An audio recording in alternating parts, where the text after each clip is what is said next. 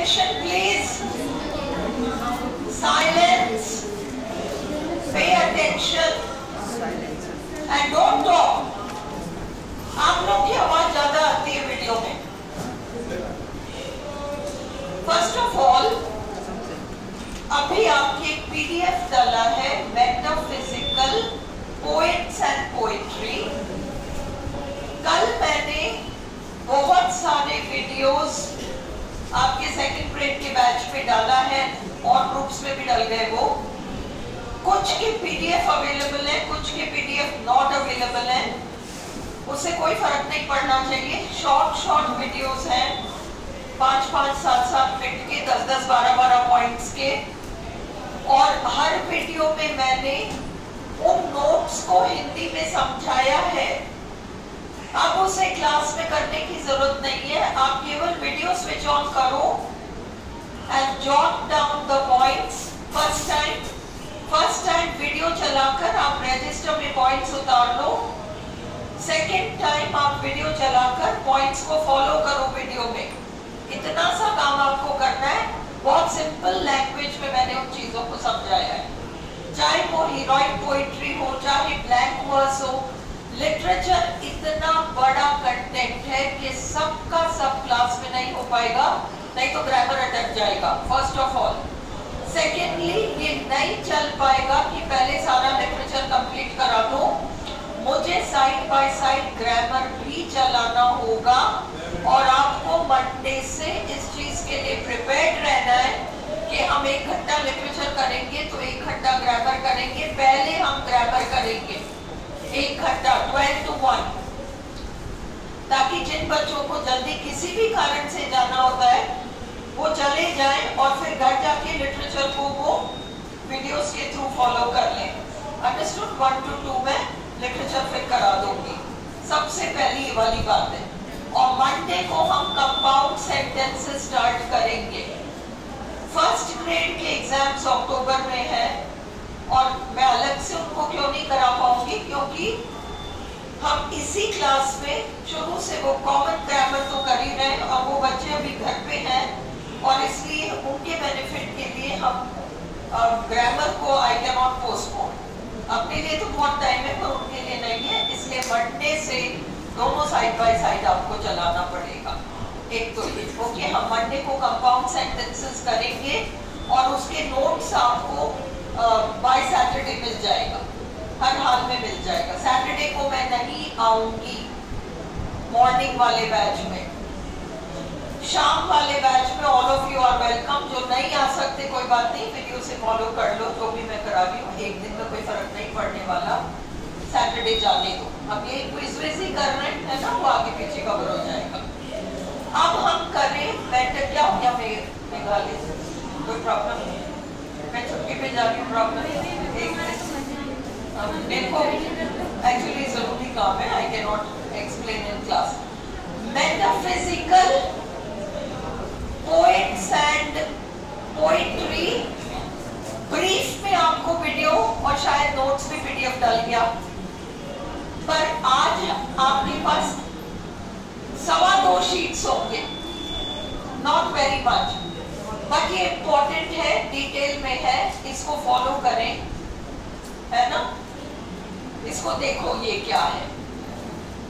सबसे पहले हम ये समझें मेटाफिजिकल होता क्या है. मेटाफिजिकल क्या होता है हम ये समझें. फिजिकल का मतलब, फिजिकल शब्द का मतलब वो सारी चीजें जो भौतिक हैं, जिन चीजों को आप आंखों से देख सकते हो, कानों से सुन सकते हो, खुशबू ले सकते हो, छूकर महसूस कर सकते हो, मुंह में डालकर स्वाद ले सकते हो. यानी जिन चीजों को आप 5 में से किसी भी एक इंद्रिय के माध्यम से अनुभव कर सकते हो वो सारा का सारा फिजिकल है। संसार को हम इन पांचों इंद्रियों में से किसी न किसी इंद्रिय से अनुभव करते हैं।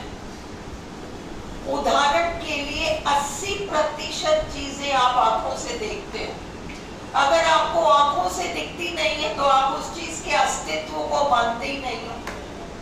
नहीं है ही नहीं। क्यों नहीं है? क्योंकि आंखों से नहीं दिखती। कैसे मान ले हैं? तो 80% चीजों को हम आंखों से देखते हैं। कुछ चीजें ऐसी होती हैं जिनको आंखों से नहीं देखा जा सकता, कानों से सुनते हैं। कोई गाना गाता है, क्या आप उस गाने को आंखों से देख सकते हो? नहीं।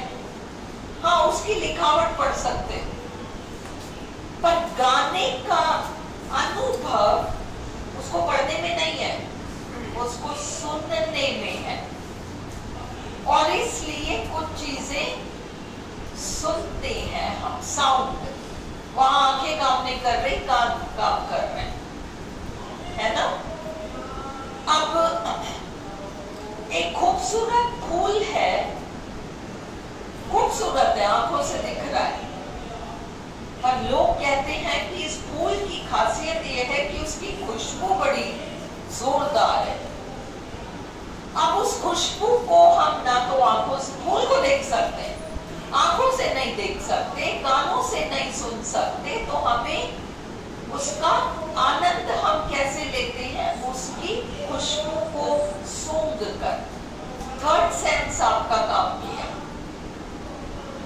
जब आप स्कूल में पढ़ा करते थे और आज भी आप पूरे दिन पढ़ाई करके दुनिया भर का जीके और इंग्लिश और सारा पढ़ने के बाद थके हारे घर पहुंचते हो और आपके टेबल पर आपकी मम्मी ने फर्स्ट क्लास खाना बनाकर वहां रखा है। आंखों से देखने में बहुत मजेदार है, पर आंखों से देखकर आपने खुशबू लिया तो क्या आप तृप्त हो गए?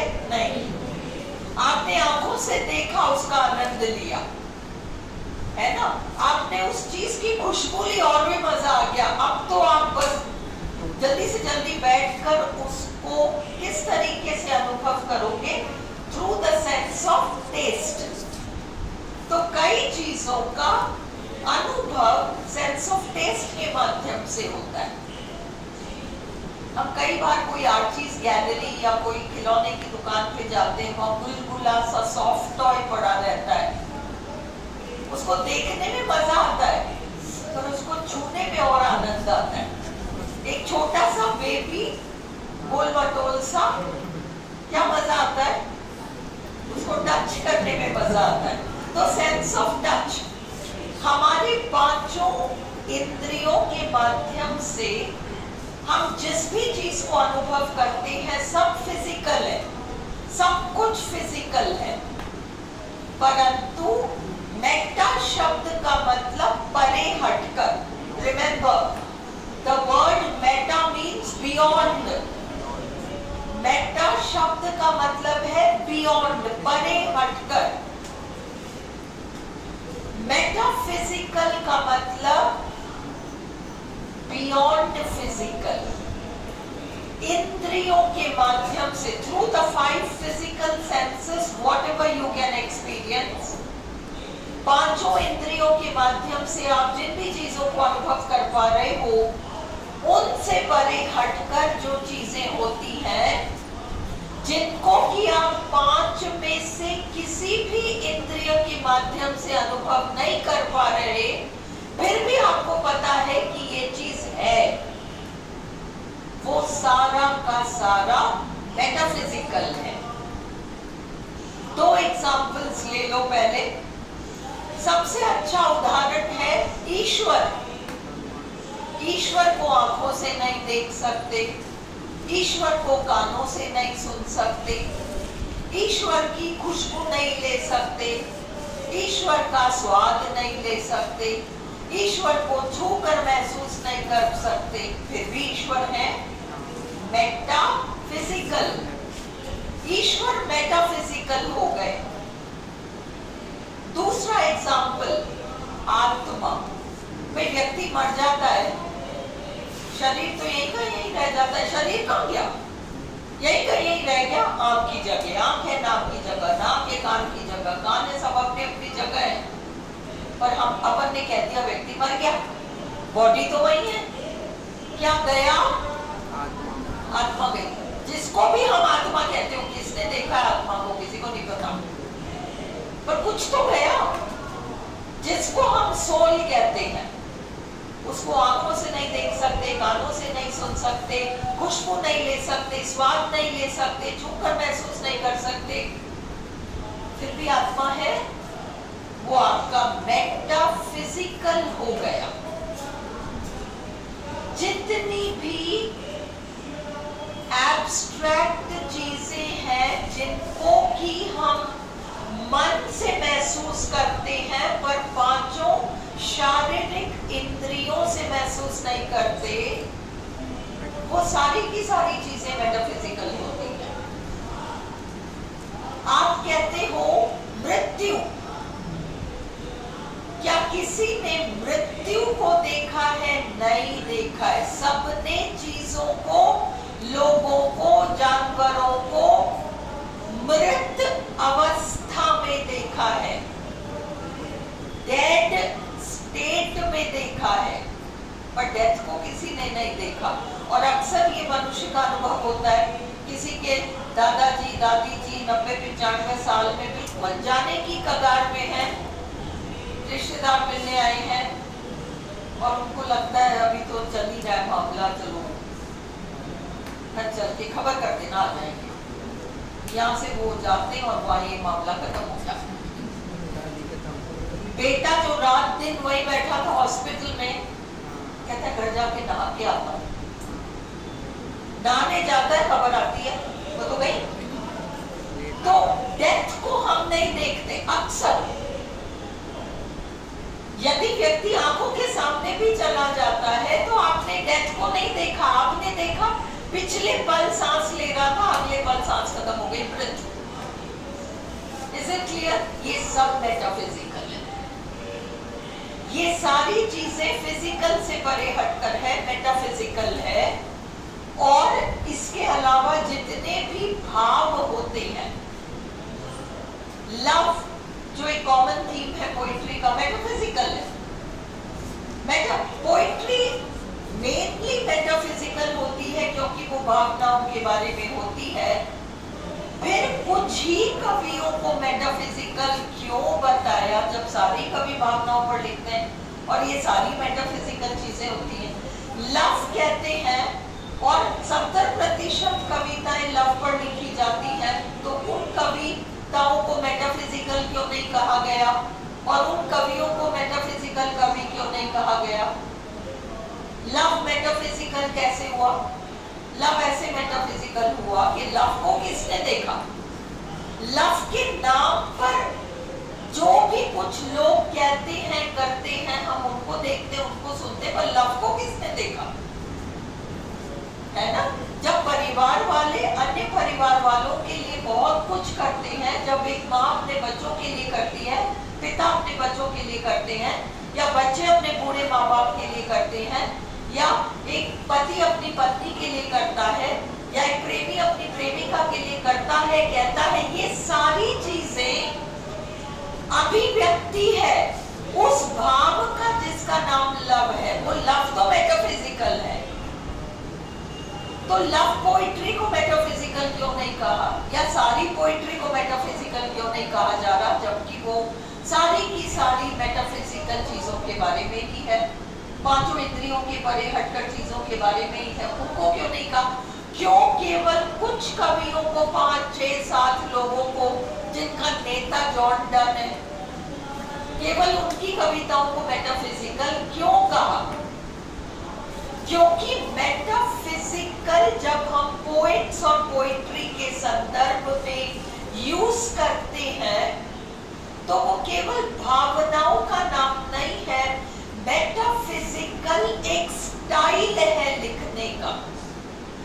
भावना का जब कवि बुद्धि से विश्लेषण करता है तो वो कविता मेटाफिजिकल हो जाता है। तर्क, वितर्क, कुतर्क, ये सारा मेटाफिजिकल में होता है। वकील की तरह कवि बात करेगा, कवि ये नहीं कहेगा मैं अपनी प्रेमिका से इतना प्यार करता हूँ, उसके लिए वो कहे तो चांद तोड़ लाऊं, तारे तोड़ लाऊं, ये सब नहीं कहता। वो उस लव नाम की भावना को उधेड़ के रख देगा, उसकी सारी प्लस माइनस की चर्चाएं कर देगा। ये जो उसने एक साइंटिफिक दिमाग से उसका पूरा विश्लेषण कर दिया, इतने तर्क दे दिए, इतनी तुलनाएं कर दी, ये स्टाइल मेटाफिजिकल है। उसमें कभी बड़े बड़े शब्द यूज करेगा, इधर उधर से कंपैरिजंस ले आएगा। हमने तो सुने ही ऐसी चीजें। इस तरह के कंपैरिजंस को सामान्य तुलनाएं नहीं कहते।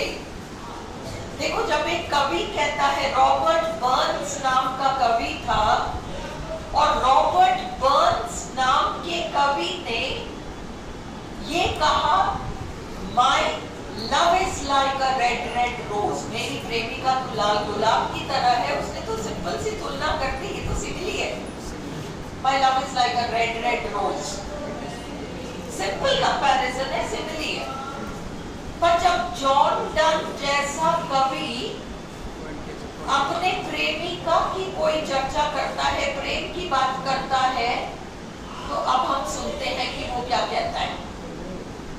और इस तरह के कंपैरिजन को फिर सिमिली, इवन मेटाफर नहीं कह पाओगे, उसको फिर आपको सीधे एक तीसरा नाम देना पड़ेगा, और वो है कंसीट।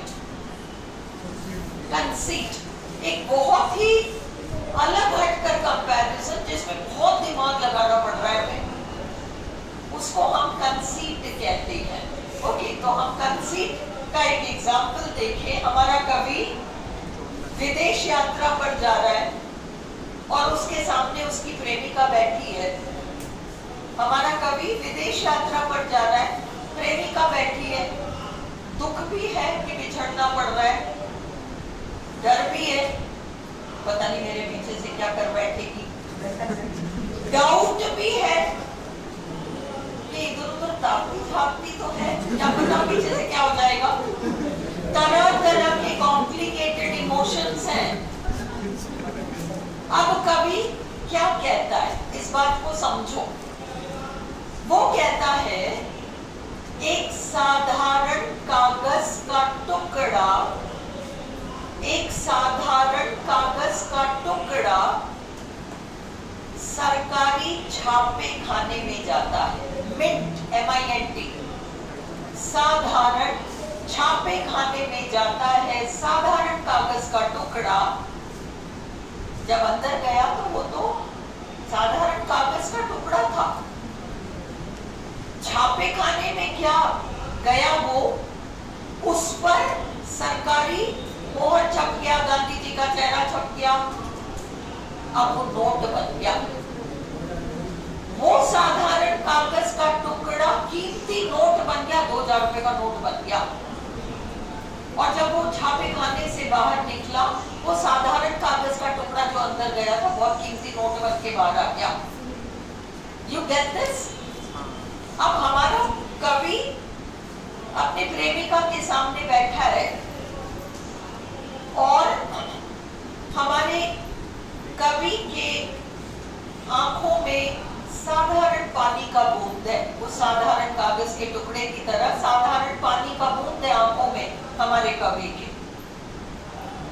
जब तक वो साधारण बूंद आंखों में था, वो साधारण पानी का बूंद था।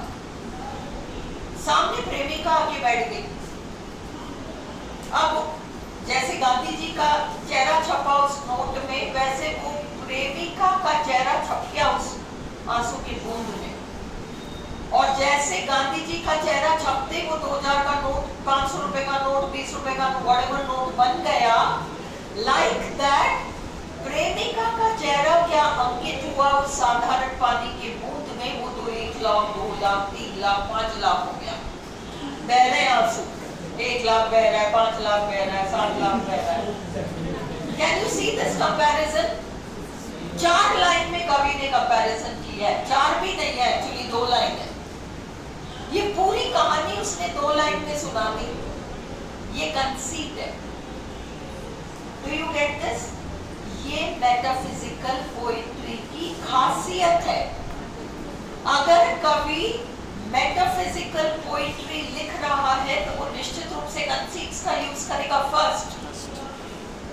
उसकी भाषा साधारण नहीं, भले को प्रेम के बारे में लिख रहा है, पर उसकी भाषा सिंपल, जैसे लव पोएट्स विलियम वर्ड्सवर्थ ने लिखा होगा बहुत सारा नेचर के ऊपर, तो काफी सारा और भावनाओं के ऊपर भी। कितने रोमांटिक पोएट्स हुए हैं जिन्होंने की रोमांटिक पोइट्री लिखी है, पर वो स्टाइल अलग है, इसलिए वो मेटाफिजिकल पोइट्री नहीं कहला पाई। और जॉन डन और उनकी तरह अन्य कवियों की स्टाइल अलग है। कंपैरिजन्स दूर दराज के हैं, कंसीट्स का यूज है। कंसीट्स का यूज करके पोएट ने साधारण सी बात को मेटाफिजिकल बना दिया। उसको, उसका जो कॉम्प्लिकेटेड स्टाइल है और ऊल जलूल तर्क है। जॉर्डन एक कविता में अपनी प्रेमिका से कहते हैं, शादी नहीं हुई तो क्या हुआ, अपन फिजिकल रिश्ता तो आपस में बना सकते। अब वो कहती है कि तुम्हें शर्म नहीं आती, समाज क्या कहेगा, माँ बाप क्या कहेंगे, मेरा परिवार क्या कहेगा, खानदान क्या कहेगा, तुमने कहा भी कैसे ऐसा। ओके, अब इतने में मच्छर चला आता है और वो प्रेमिका क्या करती है, उस मच्छर को मारने की तैयारी करती है। इतने में प्रेमी कहता है, कैट है, मत मार उसे, उसे मत मार। क्यों मत मार? क्योंकि ये तो हमारा विवाह मंडप है, मच्छर, ये हमारा विवाह मंडप है। क्यों? क्योंकि उस मच्छर ने, लिसन, अरे डोंट लाफ, समझना है तो समझो, this is not a jokes का class, this is a serious class, please pay attention. नहीं तो मैं 5 मिनट में मेटाफिजिकल कंप्लीट करके चली जाऊंगी, पर तुमको रटना पड़ जाएगा पूरा, समझ के जाओ तो लर्न नहीं करना पड़ेगा। You remember this things.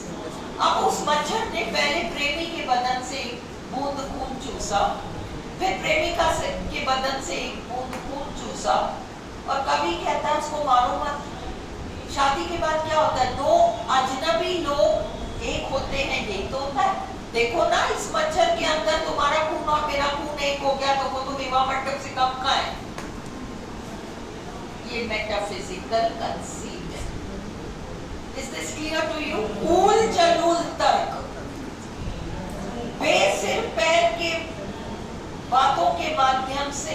But हम क्या मना कर पा रहे हैं? क्या हम कह पा रहे कि नहीं नहीं नहीं ये कंपैरिजन गलत है?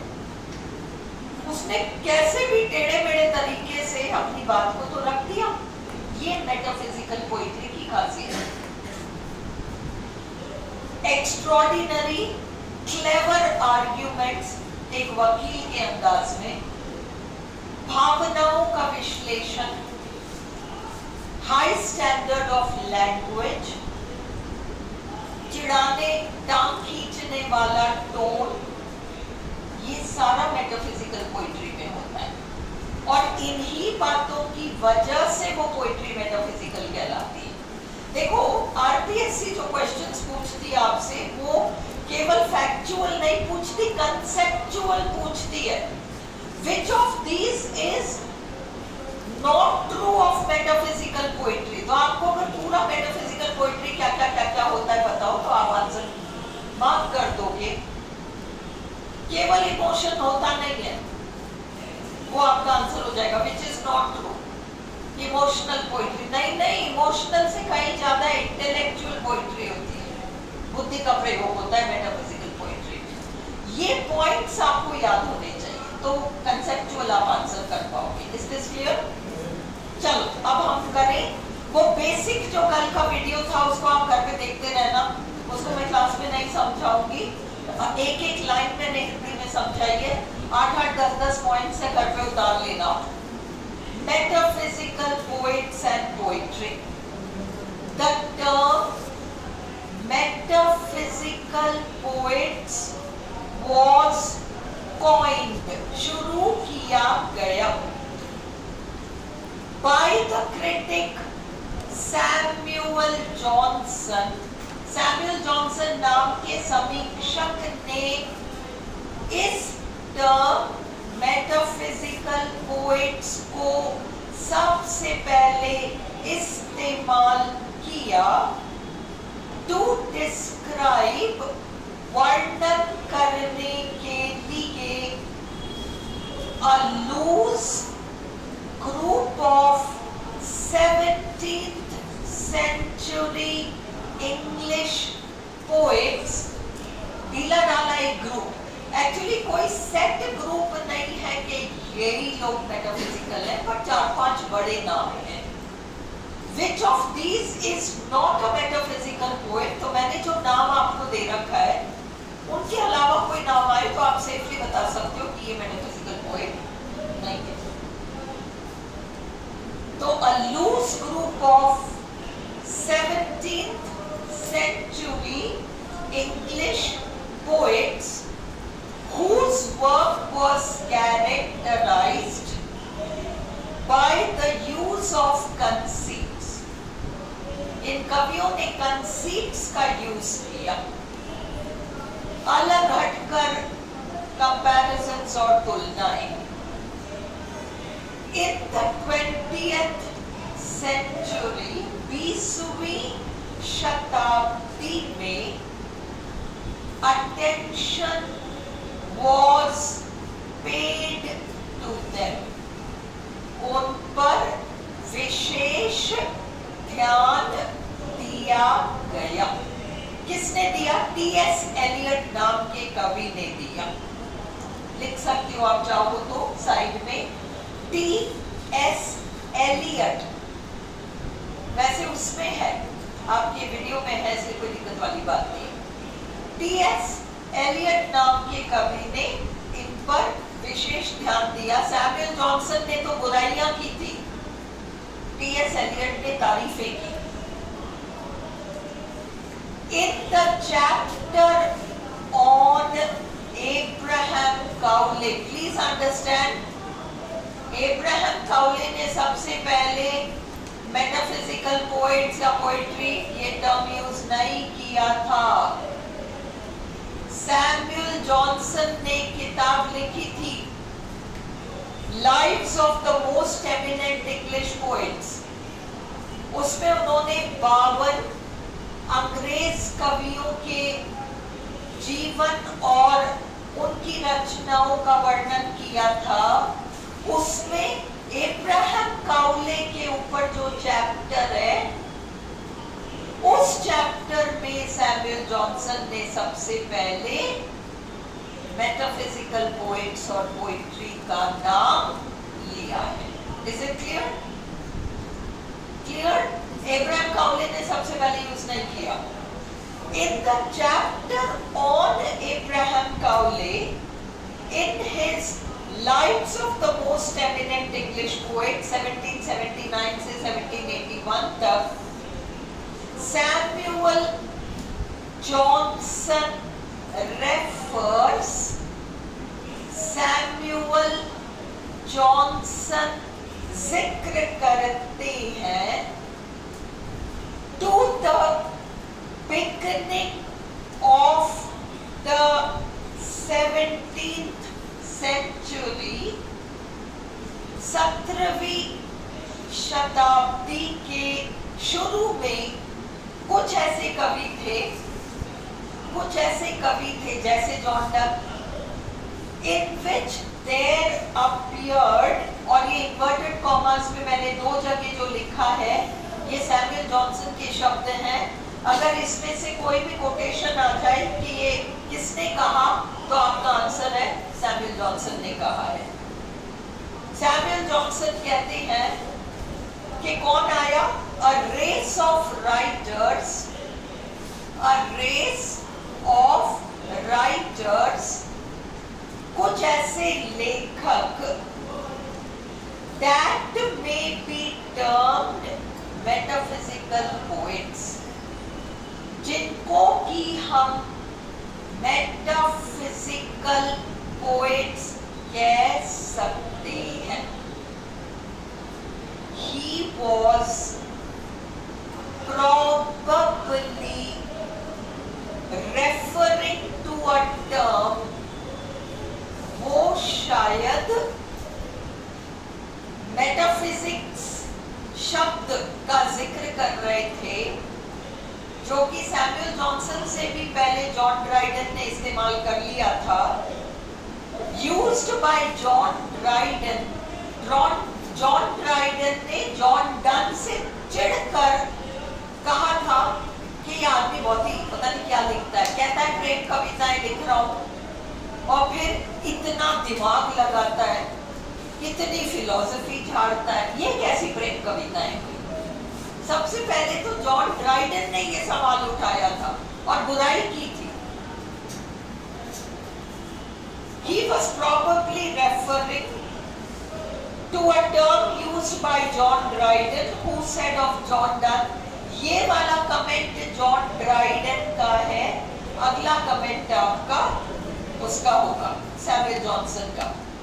He affects the metaphysics, ये जॉन ड्राइडन का कमेंट है। ही कौन है जॉन डन के लिए? जॉन डन मेटाफिजिक्स का यूज करते हैं।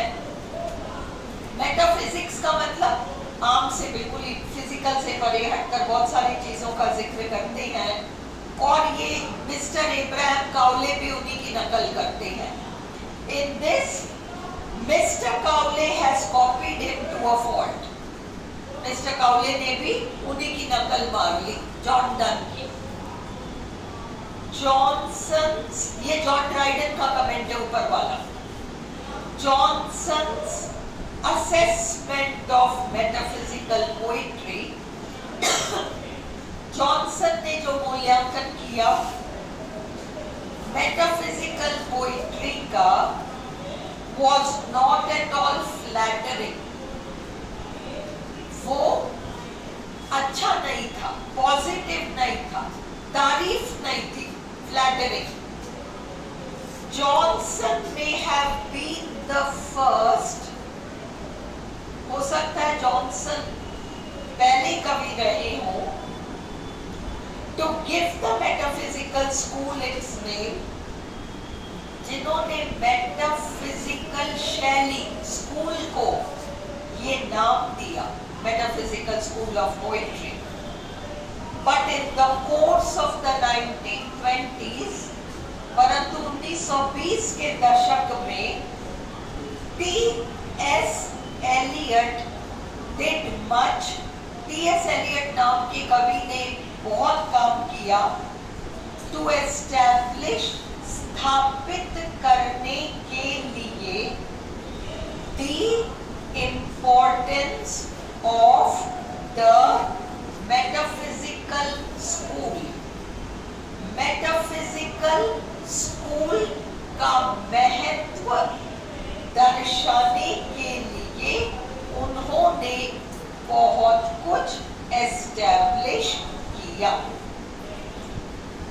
डन्स पोइट्री, जॉन डन की जो कविताएं थी, had considerable influence, उसका बहुत तगड़ा प्रभाव पड़ा on subsequent poets, बाद के कवियों पर, who copied his style, जिन्होंने की उनकी शैली की नकल करी। In his initial use of the term, शुरू में उन्होंने इस टर्म को जैसे भी यूज किया, Johnson coated just 3 poets. Johnson ने केवल 3 कवियों का नाम लिया था शुरू में, इब्राहिम काउले, जॉन डन और जॉन क्लीवलैंड। लेटर बाद में पॉलिन बरो नाम का जो समीक्षक था उसने औरों का नाम लिया और ये सारे मेटाफिजिकल कहलाते हैं। जॉर्ज हर्बर्ट, हेनरी वॉन जिसका बीए फर्स्ट ईयर में आपने द रिट्रीट नाम की पोएम पढ़ी है, एंड्रू मार्वेल जिसका आपने द गार्डन नाम की पोएम पढ़ी है बीए पार्ट 1 में, रिचर्ड क्रैशॉ और कभी कभी रॉबर्ट हेरिक का भी नाम आ जाता है इसमें। ये सारे मेटाफिजिकल पोएट्स कहलाते हैं। John Donne was the leader of this school. John Donne metaphysical शैली के लीडर थे। These poets are called metaphysical.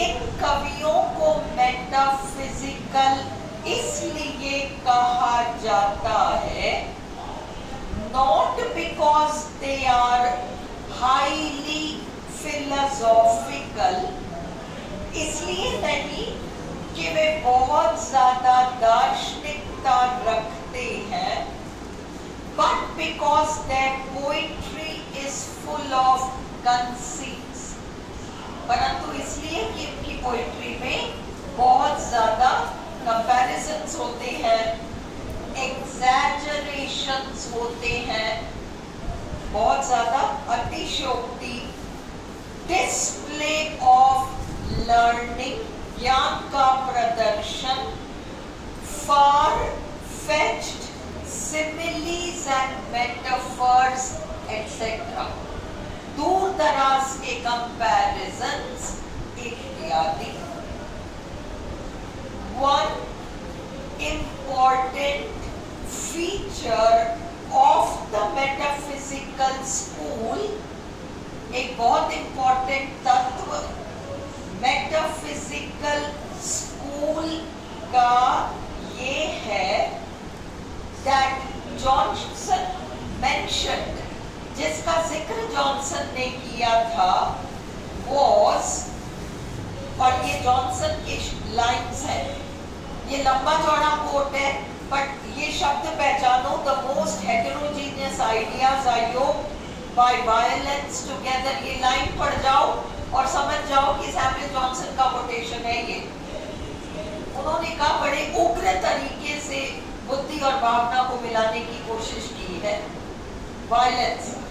The metaphysical poets were honest, original thinkers, है ना, क्योंकि बहुत ही अलग हटकर उनके आइडियाज थे। एक कंसीट की कल्पना करने के लिए how much of originality do you need to think of a conceit? They tried to analyze their feelings and experience. भावनाओं को तो फील किया जाता है, ये तो भावनाओं का विश्लेषण करने चले। Even the experience of love, यहाँ तक कि वे प्रेम के अनुभव को भी विश्लेषण करके देखना चाहते थे। Their work is a blend of emotion and intellect. उनके काम में their work is a blend, मिश्रण है of emotion and intellectual ingenuity. Ingenuity, cleverness, characterized by conceit or wit. जिसमें conceit और wit है, conceit भी होता है, बुद्धिमत्ता भी होती है। Metaphysical poetry is less concerned with expressing feeling. Metaphysical poetry में भावनाओं को प्रकट करना इतना important नहीं है, than with analyzing it. उसे एनालाइज करना बहुत ज्यादा किया जाता है। There is a boldness, एक साहसपना है in the use of literary devices, literary devices को इस्तेमाल करने में, simile, metaphor, figures of speech इत्यादि। Obliquity, indirect अंदाज में बात करना, indirect अंदाज में बात करना आयरनी एंड पैराडॉक्स, कैसी विडंबना है। और पैराडॉक्स, पैराडॉक्स का मतलब सुनने में कोई चीज बहुत अजीब सी लगती है, पर विश्लेषण करो तो उसमें एक सत्यता नजर आती है।